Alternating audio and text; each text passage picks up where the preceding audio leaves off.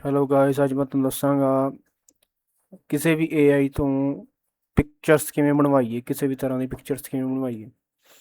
ਸਭ ਤੋਂ ਪਹਿਲਾਂ ਜਿਵੇਂ ਚੈਟ GPT ਹੈ, ਇਹਨੂੰ ਖੋਲੀਏ। ਖੋਲ੍ਹਣ ਤੋਂ ਬਾਅਦ ਇੱਥੇ ਜਾਂ ਪਲੱਸ ਦੇ ਆਈਕਨ 'ਤੇ ਕਲਿੱਕ ਕਰੋ ਜਾਂ ਕ੍ਰੀਏਟ ਇਮੇਜ 'ਤੇ ਕਲਿੱਕ ਕਰੋ। ਜਿਵੇਂ ਪਲੱਸ ਦੇ ਆਈਕਨ 'ਤੇ ਕਲਿੱਕ ਕਰਾਂਗੇ ਇੱਥੇ ਲਿਖਾਂ ਕ੍ਰੀਏਟ ਇਮੇਜ। ਜਿਵੇਂ ਇੱਥੇ ਆਪਾਂ ਸਿੰਪਲ ਪ੍ਰੋਂਪਟ ਦੇ ਸਕਦੇ ਹਾਂ, make A image of A Nihang Singh fighting.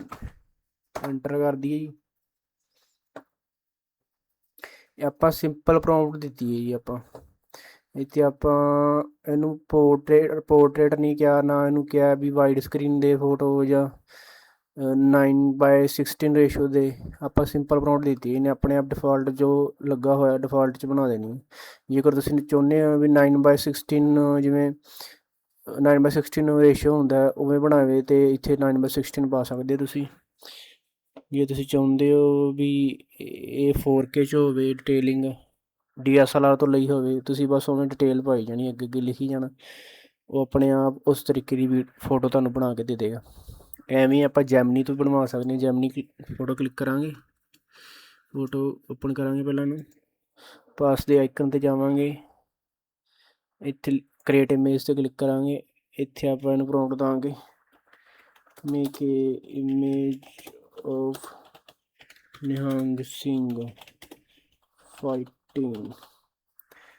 Enter ਕਰ ਦਾਂਗੇ। ਵੇਖੋ ਜੀ, ਇਹਨੇ ਡਿਫਾਲਟ 'ਚ 16:9 ਰੇਸ਼ੋ 'ਤੇ ਬਣਾ ਦਿਆ। ਇਹ ਡਿਫਾਲਟ ਆ, ਵੇਖੋ ਜੀ ਬਣ ਗਈ ਸਾਡੀ ਇਮੇਜ।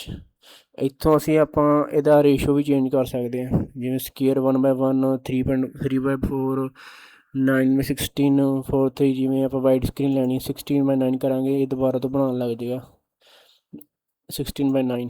ਹੁਣ ਵੇਖੋ ਇਹਨੇ ਬਣਾਤੀ ਹੈ। ਇੱਥੋਂ ਆਪਾਂ ਸ਼ੇਅਰ ਵੀ ਕਰ ਸਕਦੇ ਹਾਂ ਕਿਸੇ ਨੂੰ ਇਮੇਜ ਸੋਸ਼ਲ ਮੀਡੀਆ 'ਤੇ।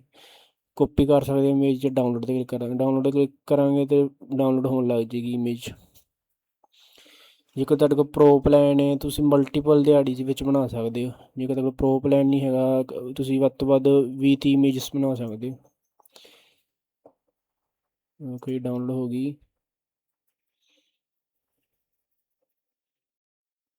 ਹੂੰ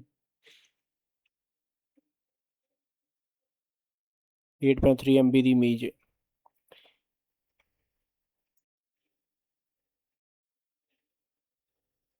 ਇਸੀ ਤਰ੍ਹਾਂ ਤੁਸੀਂ ਵੀਡੀਓ ਵੀ ਬਣਵਾ ਸਕਦੇ ਇਹਦੇ ਤੋਂ।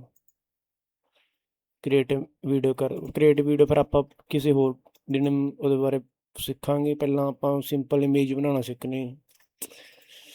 ਸਭ ਤੋਂ ਬੈਸਟ ਨੇ ਜਿਵੇਂ ਚੈਟ GPT ਹੋ ਗਿਆ ਅਤੇ ਜੈਮਨੀ ਹੋ ਗਿਆ ਪਿਕਚਰਸ ਬਣਾਉਣ ਵਾਸਤੇ। ਇੱਥੋਂ ਆਪਾਂ ਡਾਊਨਲੋਡ 'ਤੇ ਕਲਿੱਕ ਕਰਾਂਗੇ, ਡਾਊਨਲੋਡ ਹੋ ਜਾਏਗੀ। ਠੀਕ ਹੈ ਜੀ, ਚੈਟ GPT ਨੇ ਸਹੀ ਬਣਾਤੀ ਜੀ।